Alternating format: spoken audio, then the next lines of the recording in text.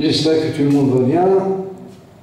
On va continuer notre travail, toujours sur le chapitre 7, concernant la transformée de Fourier. La dernière fois, je vous ai rappelé un peu la définition ainsi que quelques propriétés que nous avions déjà traitées juste avant le Covid.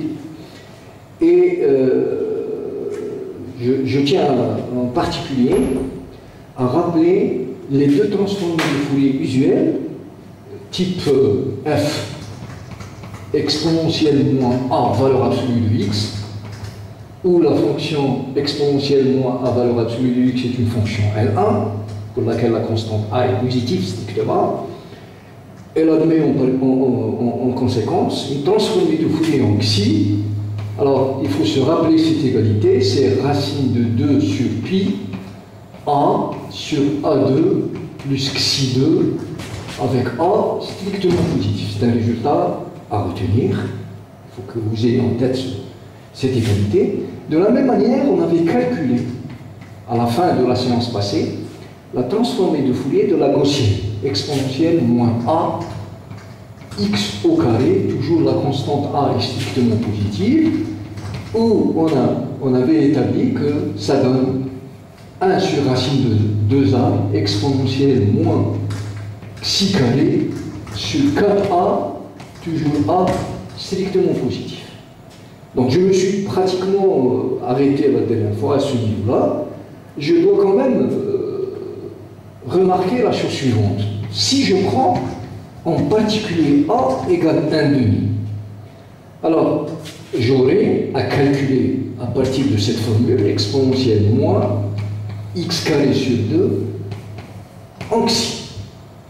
Et ça donne si a est égal à a c'est 1 demi, donc 2 fois 1 demi ça fait 1, donc vous aurez là 1 exponentielle moins xi carré, 4 fois 1 demi ça fait 2, donc moins xi carré sur 2. Donc vous voyez que la gaussienne, avec la constante a égale 1 demi, se transforme en Fourier en elle-même. Une exponentielle moins x carré sur 2 qui se transforme par rapport à la variable de fréquence xi en exponentielle moins xi carré sur 2. Donc voilà pratiquement ce que nous avions établi la dernière fois. Je continue. Alors, comme suite à notre travail, on va entamer maintenant un nouveau paragraphe, c'est le produit de convolution et transformé de Fourier. D'abord, c'est quoi un produit de convolution? Pourquoi en fait nous avons besoin de définir ce produit? Et quel est le lien de ce produit de convolution avec la transformée de Fourier? Alors l'idée est très simple, c'est que rappelons que la transformée de Fourier est une application linéaire, c'est-à-dire que la transformée de Fourier de f plus g, si f et g sont deux fonctions L1, c'est la transformée de Fourier de f plus la transformée de Fourier de g.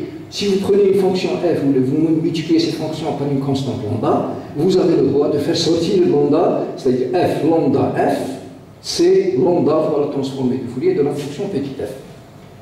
Maintenant, une question très naturelle qui peut se poser, c'est que si vous prenez deux fonctions, f et g, donc je prends deux fonctions f et g de L1R, tel que le produit f au g est dans L1R. Comme le cas de la somme, question, est-ce que f du produit f de f au g, est-ce que cela est égal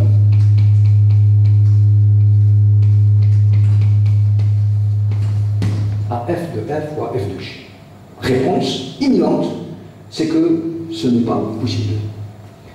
Ça veut dire que la transformée de Fourier, bien qu'elle est linéaire, mais elle ne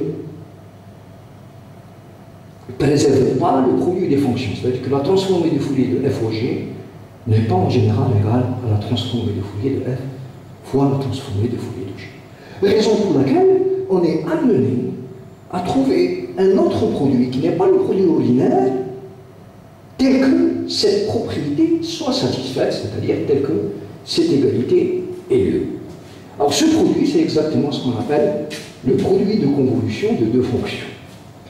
Alors je vais quand même écrire une petite définition, soit f et g, deux fonctions de L1R. Alors, l'intégrale, donc ce produit, il est défini comme étant une intégrale généralisée, étendue à toute la droite réelle, de moins l'infini à plus l'infini, de f de t, g x moins t dt. Cette intégrale existe.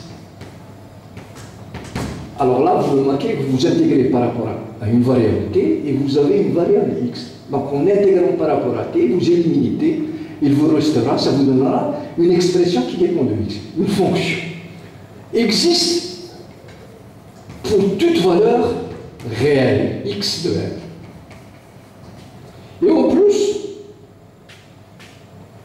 cette intégrale, elle définit une fonction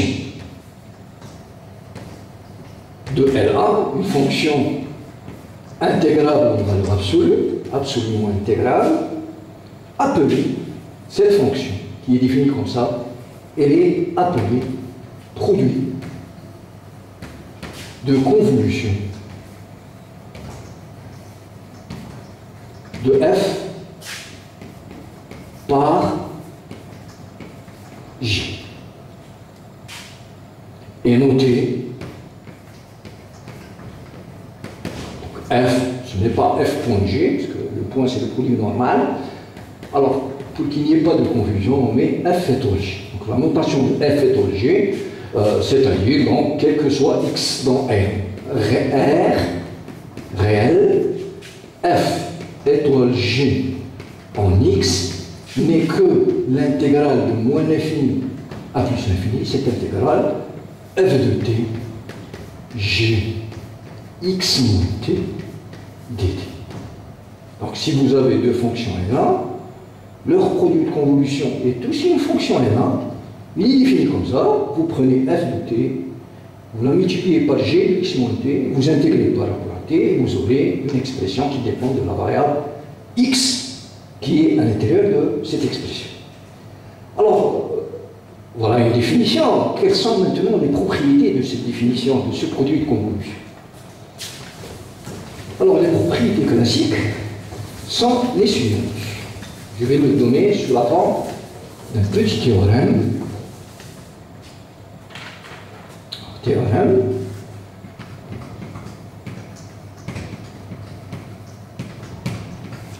Soit f et g,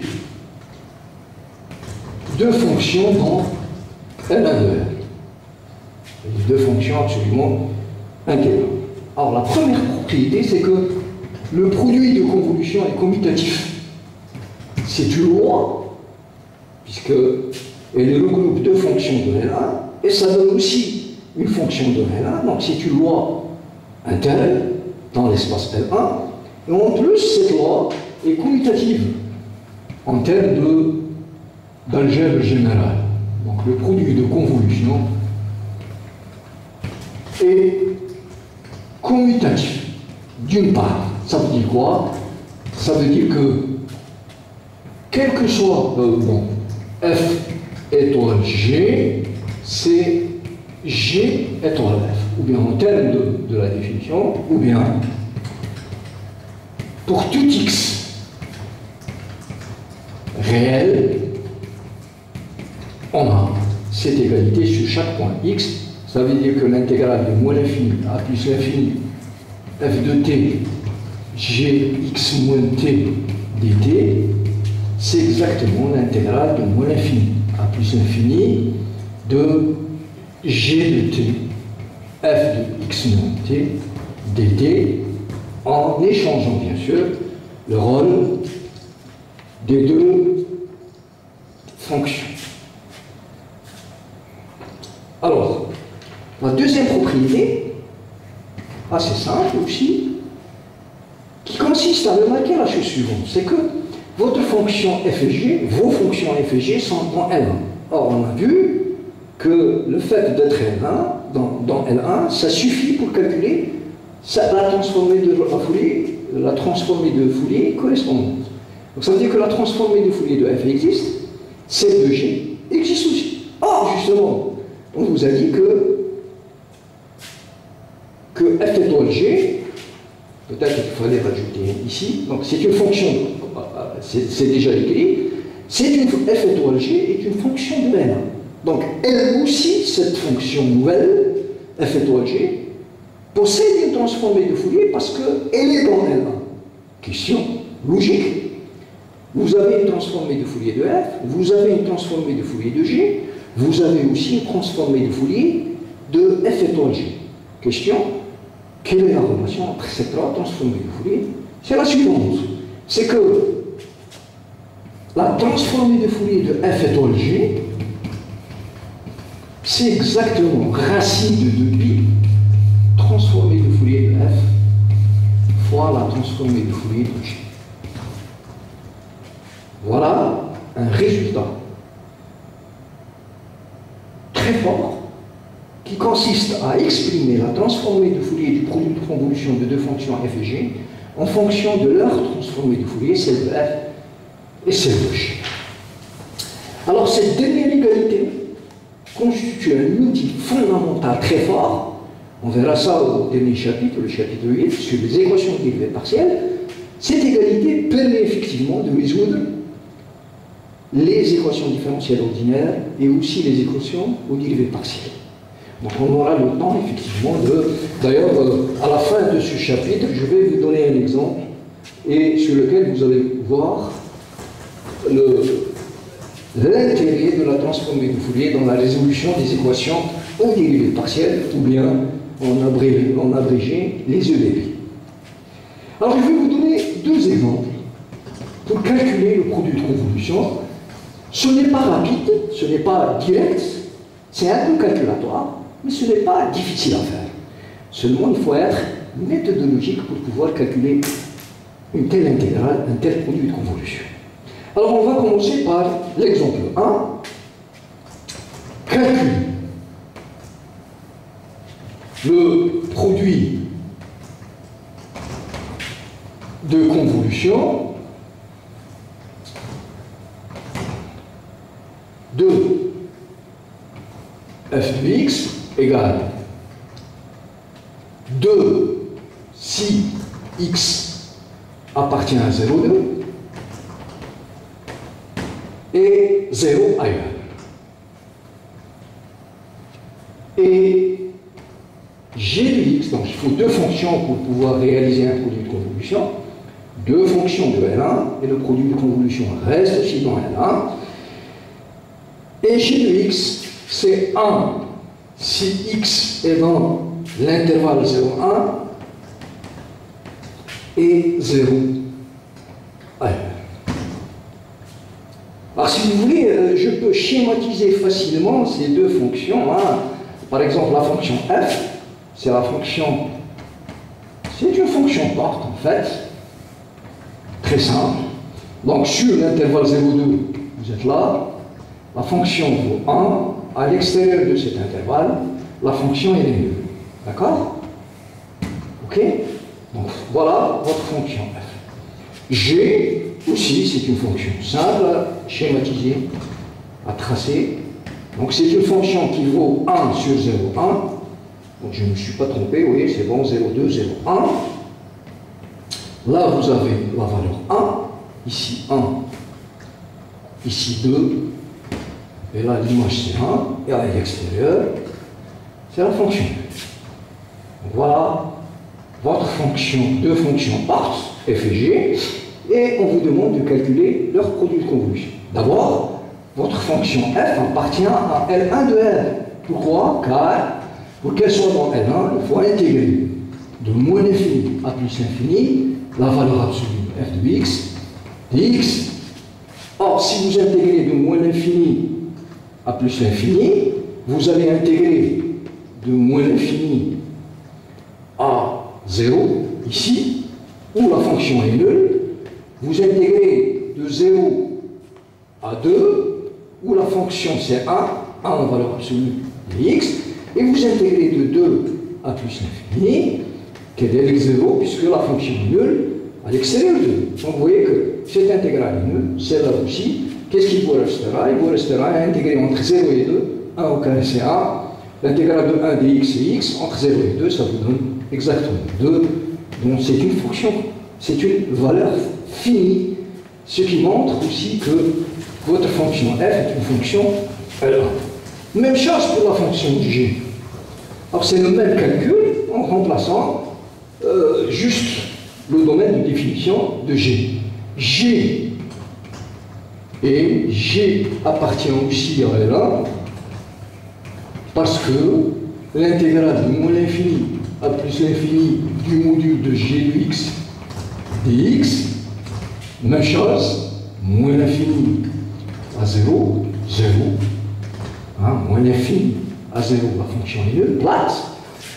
L'intégrale de 0 à 1, 1 dx, 1 au carré, plus l'intégrale de 1 à plus l'infini, 0 dx, puisque à l'extérieur de 1 jusqu'à plus l'infini, la fonction est nulle. Et ça vous donne exactement la quantité 1 qui est finie. Donc, vous avez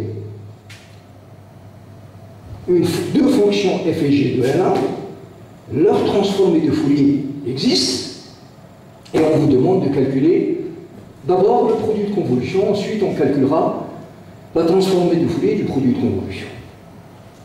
Donc, par définition, f pour tout x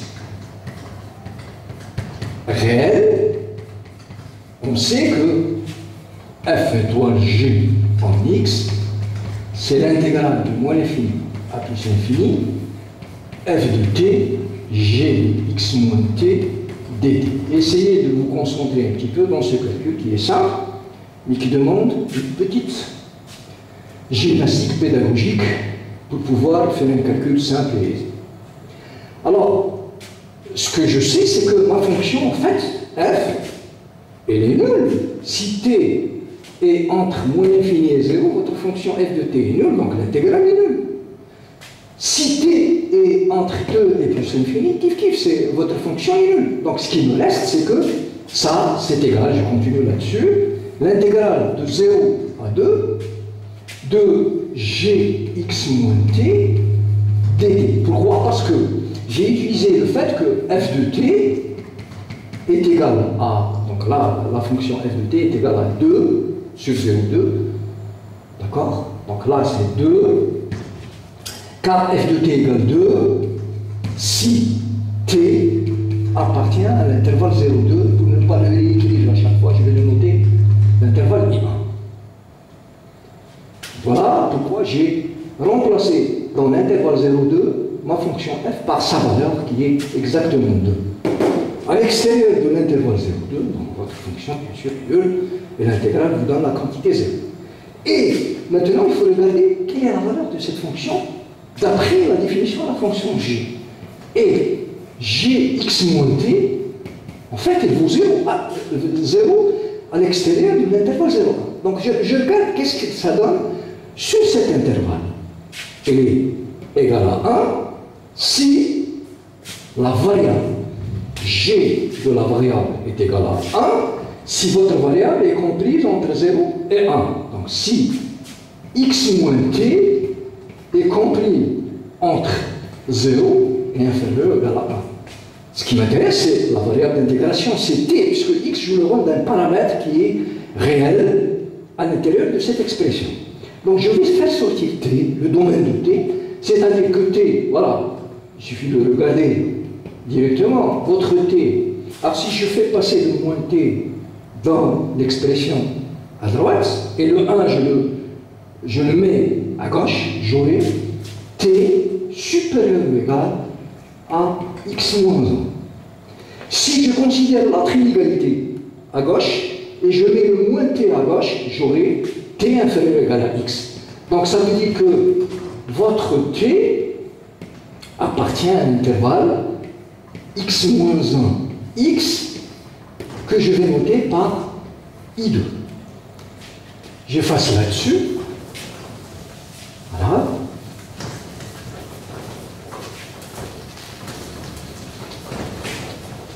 Donc, si vous voulez calculer votre produit de convolution, il faut que T soit dans cet intervalle I1, et en même temps, il faut que T soit dans l'intervalle I2.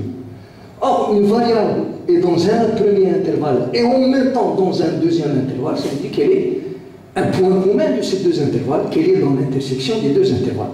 Donc finalement, F étoile G, je reviens à cette formule première, c'est deux fois, je fais sortir le 2, l'intégrale sur 0,2, sur I1, et en même temps l'intégrale lorsque T est dans I2. Donc c'est l'intégrale finalement lorsque T est dans I1 inter I2, de quoi? De dt. Parce que si vous êtes dans I2, votre fonction G est égale à 1 sur la variable x moins t. Donc tout revient. Vous voyez que la formule, elle vient d'être simplifiée d'une manière correcte. Tout revient maintenant à exprimer cette intersection. C'est quoi cette intersection en fonction de x, bien sûr? Lorsque x est dans, prend une valeur, est-ce qu'elle est là ou bien est-ce qu'elle n'est pas là? Donc ça revient finalement à calculer, à déterminer, à trouver l'intersection de l'intervalle I1 et l'intervalle I2. Alors pour cela, je vous demande d'être très attentif maintenant. Pourquoi? Alors, la première des choses, pour comparer deux intervalles, deux ensembles, il faut voir quel est l'ensemble qui est plus gros que l'autre. Parce qu'une intersection, c'est quoi? C'est, vous allez prendre, vous allez choisir uniquement les points qui sont communs aux deux intervalles. Donc, je vais regarder, finalement, puisqu'il s'agit d'intervalles, je vais regarder leur volume, leur longueur. Alors, la longueur de l'intervalle I1, c'est 0,2. Rappelez-vous que la longueur de l'intervalle AB, c'est B-1. Donc, c'est 2 moins 0, c'est 2. Donc, I1 est de longueur 2, I2 est de longueur B, x, moins x, moins 1, ça fait x, moins x, c'est 0, moins 1, ça fait 1. Donc cet intervalle est de longueur 1. Alors, dans le calcul des produits de convolution, vous comparez les longueurs et vous fixez l'intervalle qui a la plus grande longueur parmi les deux. C'est-à-dire, je fixe I1 et je compare I2 de longueur plus petite par rapport à I1 par rapport à I1. Vous verrez plus tard, lorsque j'entame les calculs, pourquoi exactement fixer I1 et non pas fixer I2. Donc je répète, je regarde la longueur, le volume des intervalles. Je fixe l'intervalle qui a la plus grande longueur parmi les deux. Et je fais une comparaison de l'intervalle de plus petite longueur par rapport à l'intervalle fixé qui a la grandeur la plus grande des deux grandeurs. Donc, on fixe, pour calculer cette intersection, on fixe I1 de longueur 2 et on compare I2 qui est de longueur 1 avec I1.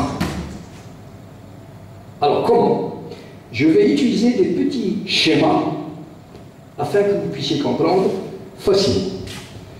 Donc si je prends la droite réelle, je trace la droite réelle, c'est une droite infinie qui est la droite des nombres réels. Alors je vais visualiser d'abord l'intervalle fixé. Je suppose que là je suis sur 0,2, donc je viens de fixer mon intervalle I1 et je vais faire une comparaison de cet intervalle x-1x avec l'intervalle fixé 0. Alors il y a deux situations qui sont visibles simples lorsque par exemple votre intervalle, donc le premier cas c'est celui-là. Si l'intervalle 0,1, l'intervalle I2, x-1 x est à droite de l'intervalle fixé 0,2. Vous êtes là. Alors là, vous voyez que I1 et I2 sont séparés. Il n'y a pas de point commun. Ça veut dire que cette intersection est comment? Pas de point commun, il est vide. Il n'y a aucun point commun entre ces deux intervalles. Or, une intégrale sur un ensemble vide, c'est une intégrale qui donne 0. Donc voilà une situation simple que je vais noter à côté.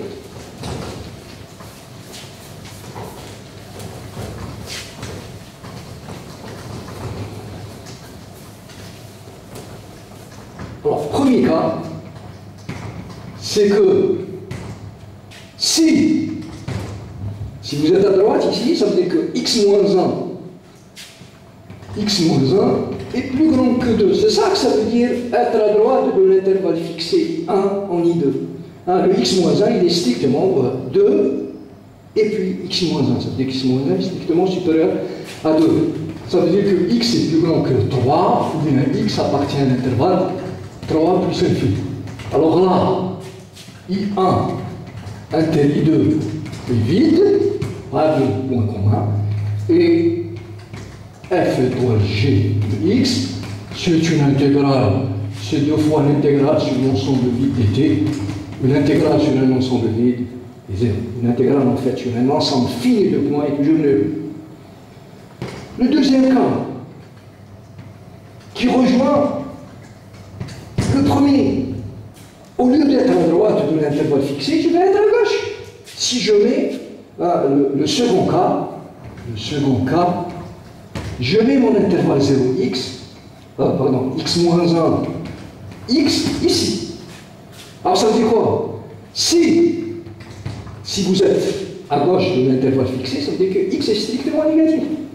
Si x est strictement négatif, là aussi, ça veut dire que x est dans moins l'infini 0, et bien là vous avez I1 inter I2 qui est vide, pas de point commun, hein, elles sont séparées ces deux intervalles, et f étoile g de x égale à 0. Donc en conclusion, c'est que f étoile g de x est nul si x appartient à l'intervalle moins l'infini 0 union 3 plus infini. Donc sur toute la droite réelle, vous avez pratiquement calculé votre produit de convolution et vous avez trouvé un produit de convolution nul.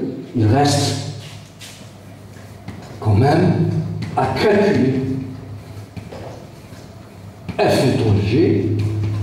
Quel est l'intervalle qui reste dans la droite réelle entre moins l'infini 0 et 3 plus infini sur 3, pardon, sur 3, sur 0,3. Hein. D'accord? Il manque l'intervalle 0,3. Alors pour cela, on va envisager 3 cas. 3 cas supplémentaires. Pour cela, on envisage les 3 cas suivants. Lesquels? Ah ben, vous devez imaginer avec moi quelles sont les situations qui restent. La première situation, la troisième si vous voulez, la première dans les 3 cas et la troisième par rapport aux 2 cas précédents. C'est que votre intervalle, il va couper une partie de cet intervalle I2, va couper l'intervalle fixé I1. La deuxième situation, c'est que votre intervalle qui est là, il est complètement dedans. C'est pour cela qu'il a fallu fixer l'intervalle de plus grande longueur pour pouvoir mettre l'intervalle de plus petite longueur à l'intérieur de ce dernier. Vous voyez pourquoi il faut toujours fixer celui qui a la plus grande longueur et jouer avec, faire une comparaison avec l'intervalle qui a la plus petite longueur entre eux. Troisième situation, là, vous aurez une partie de cet intervalle I2 qui va couper à gauche l'intervalle fixé. Alors j'efface là-dessus, donc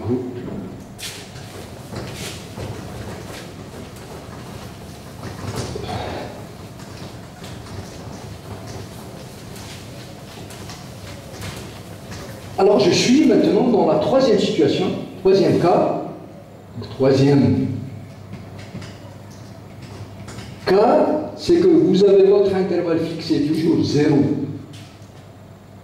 2, et vous vous allez supposer que votre intervalle x moins 1, x, va couper cet intervalle comme ça. Alors, la deuxième situation. Alors, ça veut dire quoi? Ça veut dire que vous avez deux égalités, c'est-à-dire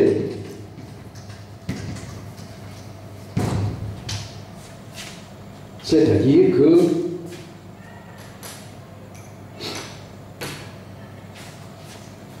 x moins 1 est plus grand que 0, pardon, est plus petit que 2, et x est strictement supérieur à 2. Donc le x moins 1, il est entre 0 et 2, et le x est plus grand que 2. Donc si je regarde ces deux situations, ça veut dire, ou bien, ça veut dire quoi? Ça veut dire que x, le moins 1, je le mets à gauche, est supérieur à 1. Moins 1 à droite, il devient plus 1. 1 plus 2, ça fait 3. Et x plus grand que 2. Donc là, vous êtes entre 1 et 3. Sans oublier que x doit être aussi plus grand que 2. Donc, un point entre 1 et 3 est en même temps plus grand que 2, il est entre 2 et 3. C'est-à-dire, x appartient à un intervalle de 3. Donc voilà une partie de l'intervalle 0,3, c'est d'abord l'intervalle de 3. Alors ici, dans cette situation, I1 interdit 2, c'est quoi? Ça se lit sur le schéma. Alors si vous êtes dans cette situation, I1 interdit 2, c'est celle-là. Et l'intervalle x moins 1, 2. Ok? Et f étoile g de x, d'accord, c'est 2 fois l'intégrale sur I1 interdit 2 et l'intégrale de x moins 1 à 2 dt qui est égal à 2 fois. Alors, 2 fois 2 moins x moins 1, ça fait plus 1, ça fait 2 plus 1, 3, 3 fois 2, 6, moins 2x. Donc voilà la valeur de votre fonction si vous êtes dans l'intervalle de 3. Si vous êtes là, votre produit de convolution, c'est 6 moins 2x. Quatrième cas,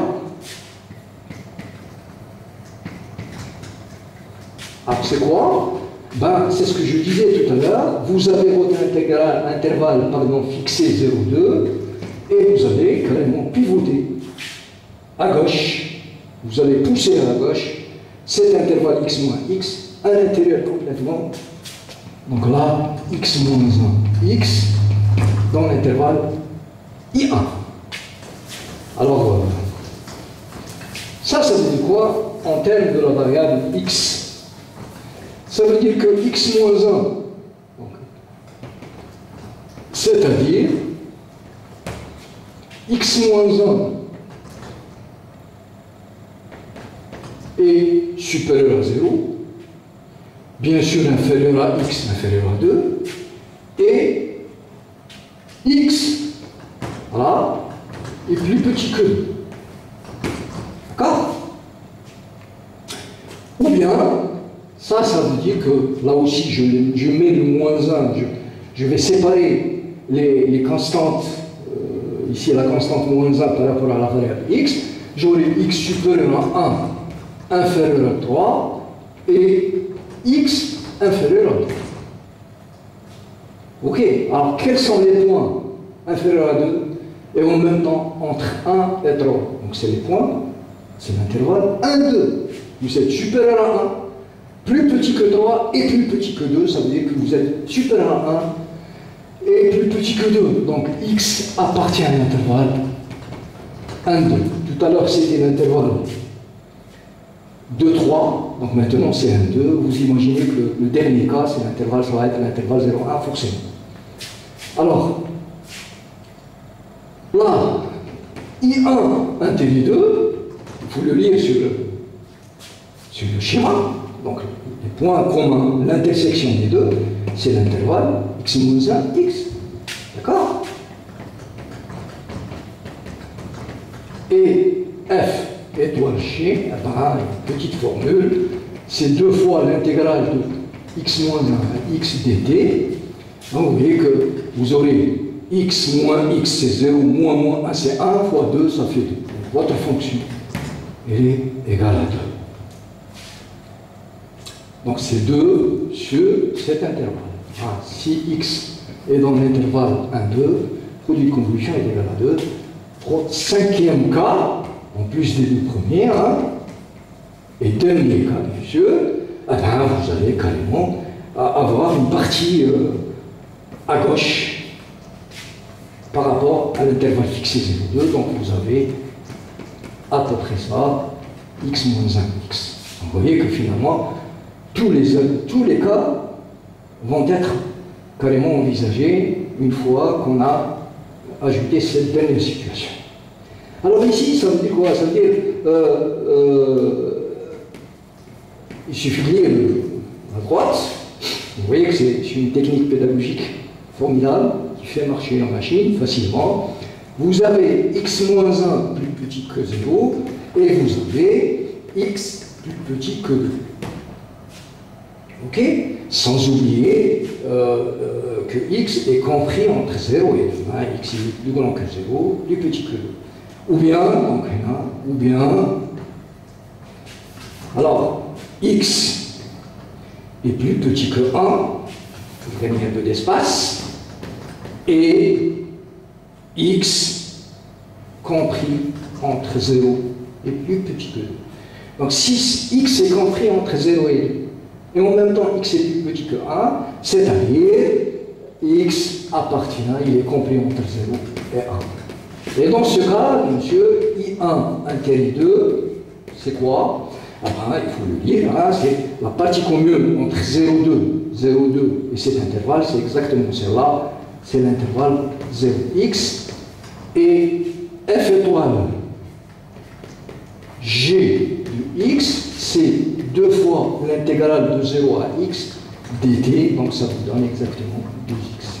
Alors on va récapituler tout ce que nous avons trouvé. Alors, je dois effacer cette partie-là du tableau et écrire exactement la valeur du produit de convolution sur toute la droite réelle. J'espère que vous avez compris un peu ce procédé. Moi, vous savez, il est simple, mais il demande un peu de concentration et un peu de technique pédagogique. Donc finalement, qu'est-ce qu'on avait trouvé? On avait trouvé f étoile g de x. C'est 0 si x appartient à 3 plus l'infini. D'accord? Ça, c'était le premier cas. Ben, de 2 à 3, je ne sais plus, j'ai effacé, il nous reste juste 1, 2 et 0. 1, de 2 à 3, je vais regarder un peu mes feuilles. D'accord? 6 moins 2x. Donc 6 moins 2x si x appartient à l'intervalle 2, 3. Maintenant, si je suis dans l'intervalle 1, 2, c'est encore écrit à droite, à ma droite, j'avais trouvé 2. Quatrième cas, c'est que si x est dans l'intervalle 0, 1, j'avais trouvé 2x, je crois, et finalement, c'est 0 si x appartient à l'intervalle moins l'infini 0. Vous voyez, voilà votre fonction f étoile g calculée par étapes. Nous avons utilisé 5 étapes simples pour lesquelles il fallait estimer exactement la quantité qui était l'intersection des deux intervalles I1 et I2. Alors ce que je peux remarquer, c'est que cette fonction est continue. Ça veut dire quoi? Regardez, par exemple là, le point où j'ouvre mon intervalle, c'est entre ces deux intervalles, c'est le point 3. Alors si je calcule la valeur de la fonction au point 3, ici c'est 0, si je calcule la valeur au point 3 sur le deuxième intervalle, ça me donne 6 moins 2 fois 3, ça fait 0. C'est-à-dire que le point 3, je peux l'intégrer soit ici, soit là, et ça ne change rien au problème. Donc je peux mettre l'intervalle de 3. Même remarque pour le point 2, qui est la borne inférieure de cet intervalle et la borne supérieure de celui-là. Alors, pour 2, 6 moins 2 fois 2, ça fait 4. 6 moins 4, ça fait 2, ce qui est exactement la valeur de 2 sur l'intervalle suivant. Donc là aussi, je peux carrément fermer le 2 ici. Même pour 2, c'est pour 1, pardon. Si je prends x égale 1 ici, ça me donne 2. Si je prends x égale 1 ici, ça me donne 2 fois 1, ça fait 2. Donc je peux fermer soit ici, soit là. Même chose pour x égale 0, ça me donne 0. Et là, c'est 0. Donc je peux fermer ici encore 0. Donc voilà la valeur de votre produit de convolution partout sur la droite réelle, sans oublier aucun point. Moins l'infini jusqu'à plus l'infini, tout a été calculé. Donc maintenant, puisque, voilà l'avantage de la formule du produit de convolution de f étoile g, la transformée de Fourier de f étoile g, c'est racine de 2 pi fois transformée de Fourier de f fois la transformée de Fourier de g. Alors, si on vous demande de calculer, deuxième question, calculer la transformée de Fourier de f étoile g. Vous avez le droit de faire ce calcul. Pourquoi? Parce que tout à l'heure, dans mon théorème, j'avais dit que si f est dans L1 et g est dans L1, f étoile g est aussi dans L1. Donc cette transformée de Fourier existe. Alors si je m'amuse à calculer la transformée de Fourier de cette fonction, c'est faisable, mais ça demande du temps. Ça demande beaucoup de temps pour réaliser ce calcul. Mais si je me rappelle que ça, c'est racine de 2 pi, fg fois fg, j'aurais gagné du temps, bien sûr, et peut-être j'aurais évité des erreurs de calcul. Quand les calculs sont grands, donc les erreurs, la probabilité de faire des erreurs est grande. Alors on va calculer la transformée du Fourier de f en xi. Par définition, c'est 1 sur racine de 2 pi, l'intégrale de moins l'infini à plus l'infini. Rappelez-vous, f de x exponentielle moins i x xi, et vous intégrez par rapport à x. Alors, rappelez-vous que votre fonction f, c'est 2 sur l'intervalle 0,2 et 0 ailleurs. Donc finalement, cette intégrale va se réduire à l'intégrale de 0 à 2. Donc, je continue là-dessus. Ça, c'est 1 sur racine de 2 pi, l'intégrale de 0 à 2. f de x sur 0,2, c'est 2. Donc j'aurai 2 exponentielle moins ix xi dx. Donc j'aurai 2 sur racine de 2 pi, l'intégrale de 0 à 2 exponentielle moins ix xi dx. Or justement, une telle intégrale est simple, c'est une exponentielle. Donc ça c'est 2 sur racine de 2 pi exponentielle moins ix xi, vous êtes en train d'intégrer par rapport à x, donc vous allez diviser par moins xi et vous calculez tout cela entre 0 et 2. Ok, donc ça donne 2 sur racine de 2 pi. Alors en 2, vous aurez donc, moins xi ici, exponentielle pour x, attention, là vous avez deux variables, x, xi, mais vous intégrez par rapport à x, donc vous prenez les bornes de l'intégrale par rapport à la variable x. Si je remplace x par 2, ça me donne exponentielle moins 2i xi. Si on remplace x par 0, ça fait exponentielle 0, c'est 1, et vous avez cette quantité. Même chose, donc là, je n'ai rien à ajouter, je laisse cette expression en tant que telle, et je calcule la transformée du Fourier de g. Alors directement, ça c'est 1 sur racine de 2 pi, donc j'utilise la même formule en remplaçant f par g. Or g, c'est 1 sur l'intervalle 0,1. Donc vous allez intégrer de 0 à 1 fois la fonction exponentielle moins ix xi dx. Et ça vous donne quoi? 1 sur racine de 2 pi, exponentielle moins ix xi sur toujours moins xi, la même primitive, puisque c'est la même fonction à intégrer, entre x égale 0 et 1. Et ça vous donne 1 sur racine de 2 pi, ok? Pour x égale 1, j'aurai exponentielle moins xi, moins pour x égale 0, ça fait exponentielle 0, ça fait 1 sur moins xi. Donc vous voyez que j'ai deux expressions très simples, ce qui me donne directement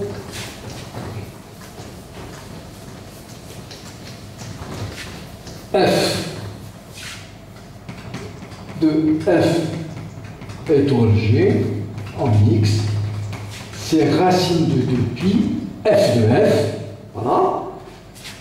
F de f, c'est 2 sur racine de 2pi, exponentielle moins 2xi moins 1 sur moins xi, fois f de g, c'est-à-dire 1 sur racine de 2pi. Alors, exponentielle moins ixi sur moins xi, et je ferme ma parenthèse. Alors, il me restera, d'abord, je peux simplifier sur racine de 2pi avec celui-là, il me restera 2 fois 1 sur racine de 2pi, ça fait racine de 2 sur pi, hein, puisque 2 sur racine de 2, ça fait racine de 2. Il me restera, bon, cette quantité que je ne vais pas toucher, exponentielle moins 2xi moins 1 fois, là j'ai oublié moins 1 bien sûr, il faut pas l'oublier, voilà, exponentielle moins xi moins 1, et j'aurai moins xi fois moins xi, ça fait plus i carré c'est moins 1, donc j'aurai moins xi carré. Voilà votre résultat du produit de convolution de la transformée de Fourier, pardon, du produit de convolution de f par g. Ce qui achève cet exemple. Alors je vais vous donner un exemple 2, et pour cet exemple, à titre de travail personnel, je vais juste donner des indications et je vous laisse chez vous faire les calculs de mon dos. Vous avez mon cours chez vous, essayez de faire vos calculs d'une manière tout à fait autonome, sans regarder le cours. Maintenant, si vous séchez ou vous voulez confirmer votre calcul, vos résultats, vous avez bien sûr le droit de consulter mes 2 livres. Alors, je calculais juste une indication f étoile g avec, là je vais changer un petit peu le principe, f de x c'est 1 si x est compris entre moins 1 et 3 et 0 ailleurs, et g de x c'est x sur 2 si x est compris entre 0 et 2 et 0 ailleurs. Voilà. Alors je vais vous donner l'essentiel de ce calcul et vous terminez votre travail chez vous. Alors d'abord, on peut voir que f est dans L1 et G est dans L1.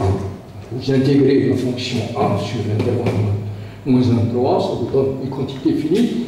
Et la même chose, vous intégrez la fonction x sur 2 sur l'intervalle 0,2, ça vous donne aussi une quantité finie. Ça veut dire que f est dans L1 et G dans L1. Ça, donc, vous avez en fait 3 conséquences. C'est que, en fait, 3, 4, 5. Si f est dans L1, sa transformée de Fourier existe. Si g est dans L1, sa transformée de Fourier existe. Puisque les deux sont dans L1, le produit de convolution existe. Et puisque le produit de convolution reste aussi dans L1, ça veut dire que sa transformée de Fourier existe aussi. Alors, on vous demande de calculer f étoile g de x. Donc, je vous ai dit que ça, c'est par définition, c'est l'intégrale de l'infini à plus l'infini, f de t, gx moins t, dt. Seulement, vous remarquez que votre fonction est constante. Par contre, la fonction g, sur laquelle vous mettez la variable x moins t, c'est une fonction, c'est un polynôme de degré 1, c'est x sur 2. Alors, pour éviter d'écrire à chaque fois x moins t sur 2, je vous peut-être il est plus commode, je vous conseille aussi, d'utiliser la commutativité de cette intégrale. Rappelez-vous que ça, c'est aussi égal. C'est ce que nous avons écrit tout à l'heure. Pour déjouer un peu, pour échanger un peu le rôle de t et x moins t sur f et g. C'est aussi égal à g de t. Là, je suis tranquille, puisque j'aurai une fonction variable uniquement par rapport à t et non pas par rapport à x moins t. Et f de x moins t dt. Ah, effectivement, je vais utiliser cette formule. On peut utiliser la première. Les calculs vont donner le même résultat. Mais j'essaie de vous donner le chemin le plus court qui va